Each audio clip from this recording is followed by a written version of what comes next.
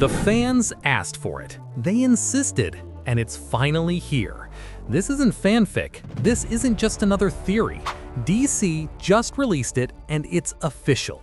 We are looking at a canon fight between Superman and Homelander, the original versus his evil reflection. But how did it actually play out? Who stood tall in the end? I guarantee the result is going to catch you completely off guard, okay? And believe me, there is a whole lot more chaos happening in this same issue. Stay tuned. Get ready to see the Joker and Annabelle the doll together. Get ready to see Wonder Woman and Red Sonja going at it. And there's more. Sub-Zero, Scorpion, Sabrina the Teenage Witch, Vampirella, and a psycho killer bear. Man, it's like a circus parade over at DC Comics. Let's dive in and see what kind of mess this is. DC has gone crazy. This is the most absurd crossover in comic book history, and it's all part of the DC K.O. saga, which can be summed up in 4 words: every man for himself. I calculated it right. No one is safe. How does this even happen? Every hero and dozens of villains are throwing down. Everyone. And whoever wins the tournament saves reality. Does that make sense? Not a bit, man. But it's pure over-the-top brawling. And who doesn't love that? That's how we get to the finalists. But it's not enough yet. They need to absorb more power, more of that Omega energy. What is Omega energy? It doesn't matter. I'll explain that more in the video linked in the card above. What matters now is that these guys need to find more people to beat up to get even stronger. That's when DC called characters from other publishers for a no-holds-barred fight. That's when we see Superman and Homelander face to face. Brace yourself because the fight is about to start. And right now, go to the comments and tell me who you think wins. Let's see if you're right. I'm looking at the comments right now. No cheating. Don't watch first and comment later. Actually, you can't go back. You'll comment anyway. No, comment now. Let's see if you actually know your stuff. And if you love this nerd universe, superheroes, movie tips, the best series so you don't waste time searching on Netflix, then you have to be subscribed to this channel. That way, you'll never be stuck without something to watch. Subscribe right now, hit that bell because we always have great tips and cool stories. It's great to have you here. Thank you so much for that. Hit the bell, okay? You're gonna love it, I'm sure. Look, Earth is a total wreck. Darkseid is coming to corrupt the main DC universe, and things are looking bad. The World Forger and Gorilla Grodd are trying to stop it. That's why this tournament was invented. The energy from the battles is converted into Omega energy to boost the power level of the heroes who will face Darkseid's champions. And who are Darkseid's champions? Guess what? It's the crew from the Absolute Universe. That was the whole point of the Absolute Universe manufactured by Darkseid, to create the most powerful heroes ever. Absolute Batman, Absolute Superman, and Absolute Wonder Woman are strong enough to wipe the floor with normal DC heroes. So what's the solution? Boost the DC champions with that Omega energy, and only 4 characters are left: 2 heroes and 2 villains: Superman, Wonder Woman, Lex Luthor, and the Joker. My brother, this is too good. These 4 are going to defend the normal universe from Darkseid's domination. But even after all that fighting, these 4 can't handle the Absolute Universe team. Listen to what I'm telling you. Everyone is pumped full of Omega energy, and it's still not enough. The World Forger feels they're going to lose, so he decides to cheat. With extra fights, he rescues 4 heroes who were already out: Batwoman, Star Sapphire, Plastic Man, and Black Lightning. That's when the World Forger sends everyone to other realities to pick more fights to farm more Omega energy. He's literally farming aura. Exactly that. That's the goal. The fact is, DC Comics brought 7 new fights in a single 30-page issue.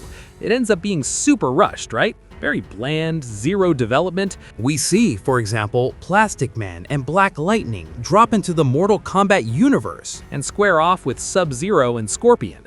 We see Wonder Woman drop into the Hyborian Age, and man, she's brawling with Red Sonja. The Joker is more interesting because he ends up in a haunted house with Annabelle. Yeah, from the Conjuring movies. Batwoman ends up in Vampirella's universe. Star Sapphire arrives in Greendale to settle things with Sabrina the Teenage Witch. Meanwhile, Lex Luthor has the most bizarre encounter of all. He finds a humanoid, psychopathic bear in a forest, Samantha Strong. And there it is, finally, the moment arrives, more of Superman and Homelander.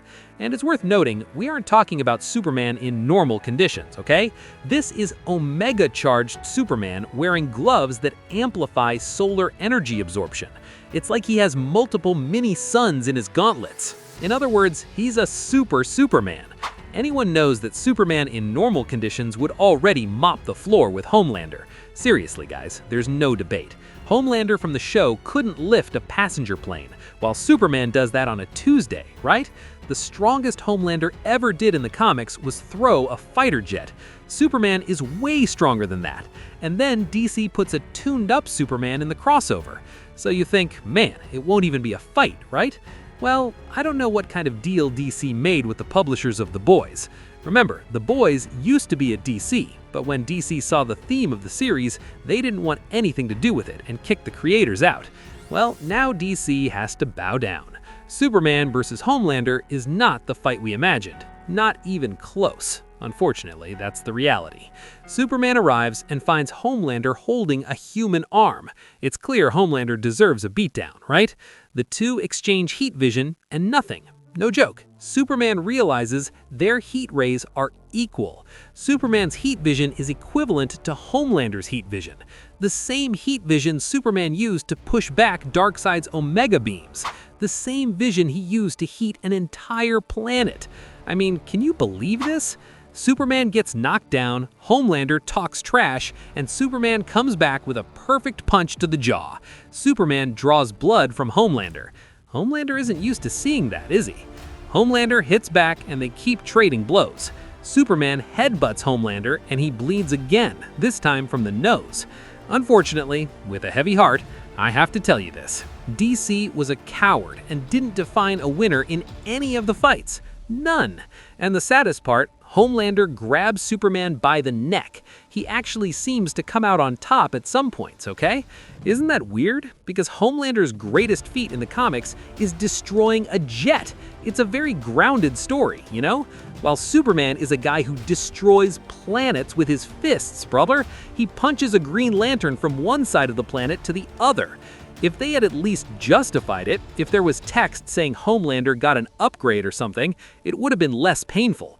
You know why? Because the comic implies that Homelander is more powerful than Superman. That's the vibe they give us, okay? Simply because Homelander was basically normal while Superman was buffed. Superman is literally wearing gauntlets of yellow sunlight. It's like every punch has a solar-powered boost.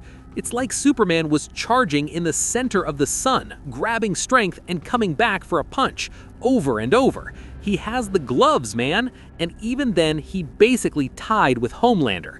This is ridiculous. Ridiculous, ridiculous. The only decent thing DC could have done was have Superman humiliate Homelander, teach him a lesson. Any other result is unacceptable. But it was even worse than we expected.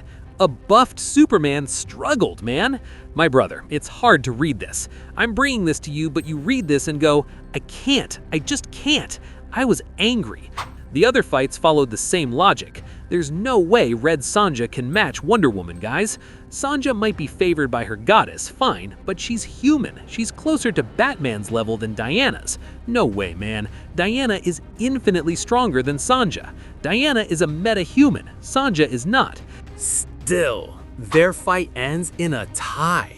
And Lex Luthor? He's an armor designed to fight Superman, and he still struggles against a bear with a knife. DC, respect the readers, man. I want to understand why it's so hard for these guys to make a good crossover. This was not cool. It's just bad, over-the-top fan service. And look, I enjoy some over-the-top action when it's done right. But this was just sloppy. The only actually good encounter is Joker and Annabelle. They have tea and cookies. It's perfect, because we know these two. Even so, Joker tries to trick the doll, and the doll gives him a jump scare. That actually fits the characters.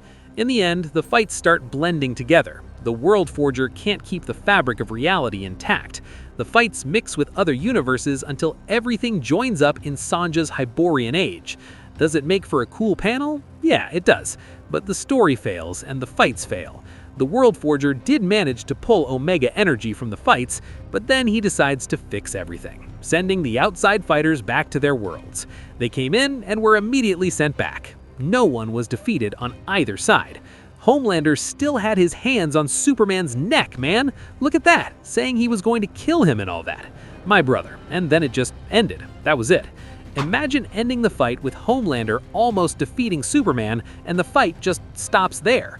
You might not even be a huge Superman fan, but if you know even a little about these two characters, you'll agree with me. Now Superman, Wonder Woman, Lex Luthor, and Joker will have to face off against Darkseid's absolute universe champions. But that sequel is a topic for the next video.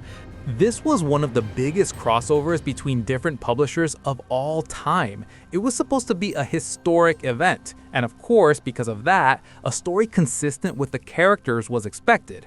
But not this time. It was a wasted opportunity. Certainly decided by the publisher's legal departments, for sure, right? So that it wouldn't be clear who wins and both sides win. But tell me, you as a comic book fan, do you like this kind of solution? Of course, once in a while, there might be an event where this is explained and you accept it, but something like this, I don't like it. In my opinion, it was beyond frustrating, man. In your opinion, what should have been the result of all these fights? Comment down below. Every single one I mentioned, I'm looking at the comments. But hey, hit that button, subscribe to the channel. We are in this together. But look guys, you have to be subscribed with the bell on because without the bell, you'll miss the next video. Thank you from the bottom of my heart. See you next time. I'm out.